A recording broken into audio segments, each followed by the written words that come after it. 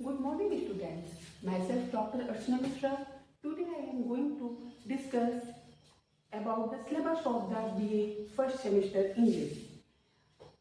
According to CSMU English syllabus, your paper name is English prose and writing skill.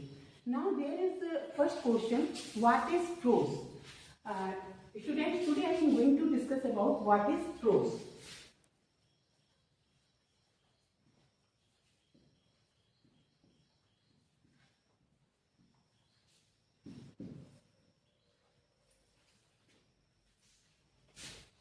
If we look there, the word prose is derived from the Latin word prosa.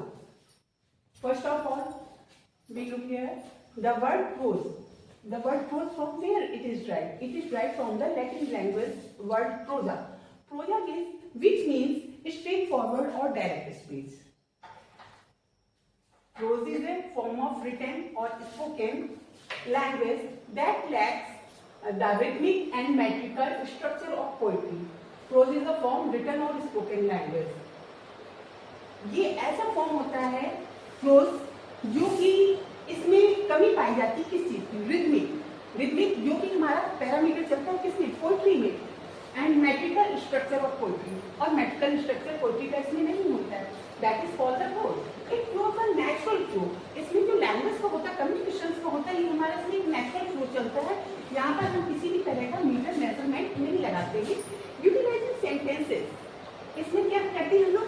Sentence के लिए utilise क्या होता है? हम daily language के communication में how to express our ideas, how to express our views, that is the main purpose of it. And paragraphs to convey ideas, और paragraphs का हम यूज करते हैं for which purpose? There is a single purpose to convey our ideas, views and our expression. Narrative और information, इसका form कैसा होता है बेटा? इसका फॉर्म होता है नैरेटिव, और हम इंफॉर्मेशन देंगे इन अ स्ट्रेट फॉरवर्ड मैनर. ठीक है, इंफॉर्मेशन देने का आपका कई तरीका होता है, लेकिन इसमें जो प्रोज लैंग्वेज का हम इस्तेमाल करते हैं, हम जो भी इंफॉर्मेशन देते हैं वो डायरेक्टली देते हैं. There is no rhythmic and metrical process. Now we pay attention on that. What is the features of it?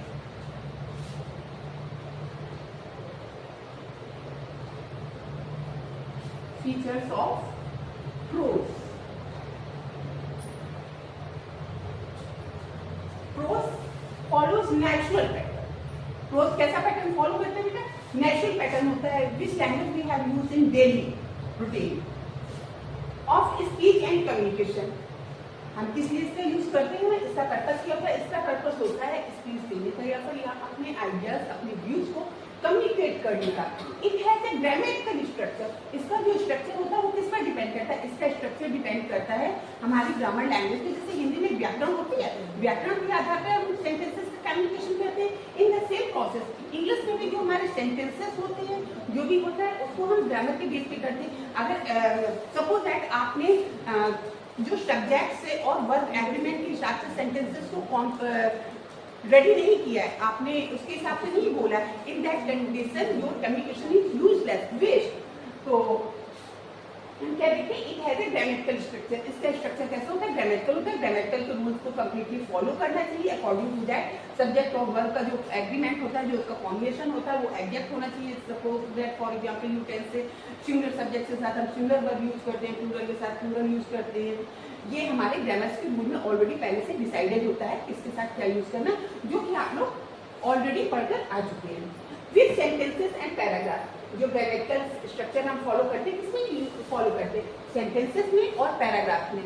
इसमें जब हम अपने टॉपिक को चेंज करते हैं, when we change our topic according to that I have change our paragraph. Okay, it uses everyday language. इसका हम use कब करते हैं?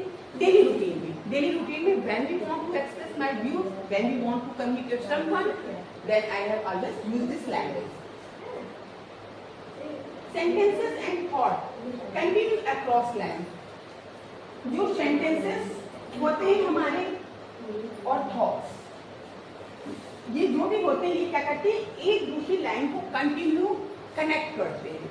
सपोज दैट आपने वन लाइन कुछ और बोली और सेकंड लाइन कुछ और बोली. How to it connect? How to convey your message? How to express your idea? For that, it's necessary that your thoughts and your sentences continue attached to each other. Now, next feature of it, it is used to directly. इसका हम direct उससे use करते हैं communicate करने के लिए, concepts जो भी हमारे होते हैं उनको आइडियाज के लिए, and stories to a reader.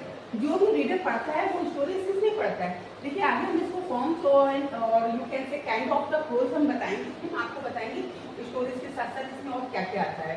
इसको हम कम्युनिकेट करने के लिए यूज करते हैं, कॉन्सेप्ट अपने बताने के लिए करते हैं, आइडियाज को एक्सप्रेस करने के लिए करते हैं. स्टोरी जो भी होती है रीडर वो होता है वो इसी लैंग्वेज में पढ़ता है. ये हम इसके लिए नैरेटिव फॉर्म भी यूज करते हैं स्टोरी के लिए.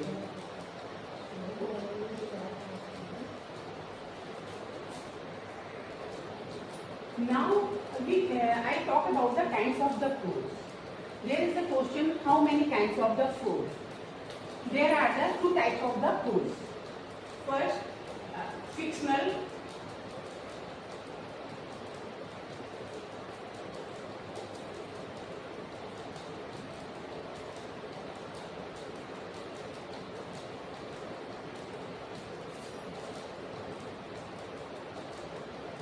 Second one, non-fictional.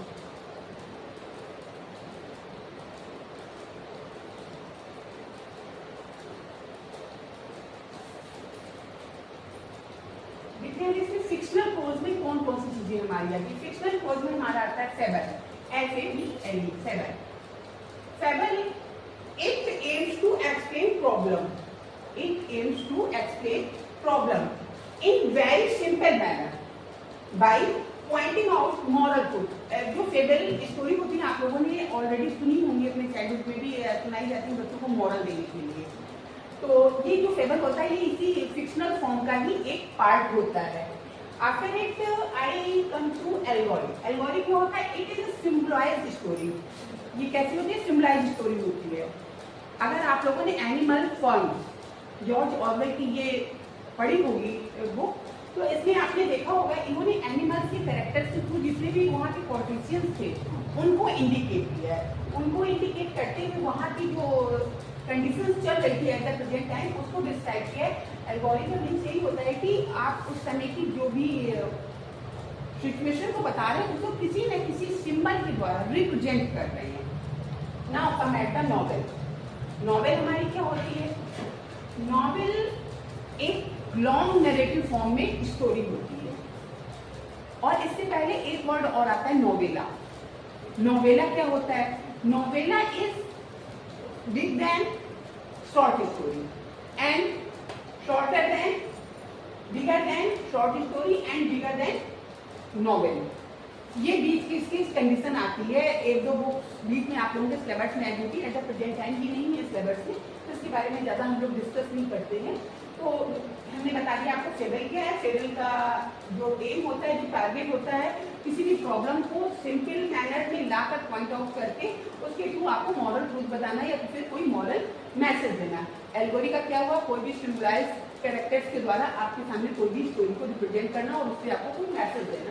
देखिए बेटा जितनी भी स्टोरीज होती हैं हर स्टोरी आपको कोई ना कोई मैसेज तो देती है. आफ्टर एक मैटर नॉवेल. नॉवेल क्या होती है, नॉवेल हमारी होती है जो कि एक लॉन्ग नैरेटिव स्टोरी होती है, उसको हम नॉवेल कहते हैं. After fictional prose I come to the point of non fictional, second type of. Non fictional में क्या क्या आता है, नॉन फिक्शनल में सबसे पहले हम देखते हैं बायोग्राफी. बायोग्राफी क्या होती है, I think every students know about that, but who don't know about that, so listen to me. Biography होती है बायो स्केच या फिर लाइफ स्केच ऑफ एनीवन. किसी के बारे में जो स्टोरी लिखी जाती है उसको हम क्या कहते हैं, बायोग्राफी कहते हैं. After it come autobiography. Autobiography क्या होती है, ऑटो का मीन्स क्या होता है, सबसे पहले तो आप इसको समझिए. Auto means self. Self means स्वतः. आप लोग देखते हैं हर वर्ड के आगे एक प्रीफिक्स जुड़ा होता है ऑटो. तो ऑटो का मीन्स क्या होता है, जो चीज स्वतः खुद से चलती है उसको कहते हैं. और बायोग्राफी, बायोग्राफी का मीन्स मैंने आपको ऑलरेडी बता दिया है, जो किसी की भी लाइफ स्टोरी होती है, लाइफ स्टेज होता है, उसके बारे में बताना. जो खुद के लाइफ स्टोरी के बारे में बताता है उसको हम कहते हैं आत्मकथा। ये दोनों पार्ट्स हमारे किसमें होते हैं? नॉन फिक्शनल में आते हैं। इसके बाद हमारा आता है क्या? एसे। एसे हमारा क्या होता है? एसे के थ्रू हम किसी भी कॉन्सेप्ट, किसी भी आइडिया को, ठीक है, एक उसका पॉजिटिव निगेटिव हर पॉइंट को लेकर रिप्रेजेंट करते हैं। आप लोग ऐसे जो ये पॉइंट आपका आ रहा है, ये वाला आपके सिलेबस में नहीं होता है, ठीक है। जो कि प्रोज का ये टेंस है, नॉन फिक्शनल में ऐसे आ रहा है और फिक्शनल में आपका फेबल आएगा एक तरह से, लेकिन फेबल क्या होगा? ये शॉर्ट स्टोरीज के फॉर्म में होगा, ठीक है। ये वाला पॉइंट आपका शॉर्ट स्टोरी और बाय ऐसे, ये आप लोगों के सिलेबस में है। इसके बाद हम आते हैं क्रिटिसिज्म को, लेकिन जितने भी टाइप है तो शॉर्ट में तो आपको जानकारी होनी चाहिए, तो इसलिए मैं बता देंगी। क्रिटिसिज्म के बारे में हम देखते हैं, जो कभी भी किसी चीज की रिप्रेजेंट करना, उसके पॉजिटिव पॉइंट्स को, निगेटिव पॉइंट्स को, दोनों को, जो भी हमारा सामने वाला रीडर है या किसी के थ्रू रिप्रेजेंट किया जाता है, वो हमारा क्रिटिसिज्म कहलाता है। मतलब किसी की आलोचना, इसको अगर हम हिंदी में देखते हैं क्या कहते हैं? आलोचना या आलोचनात्मक तथ्य जो दिए जाते हैं उससे रिलेटेड होता है। इनके बारे में ही जो क्रिटिसिज्म में पढ़ाया जाता है, सिलेबस आपका बाद में आएगा, इसको ये कहते हैं, ठीक है बेटा। इसके बाद I will meet you in next class with next topic. Okay, have a nice day.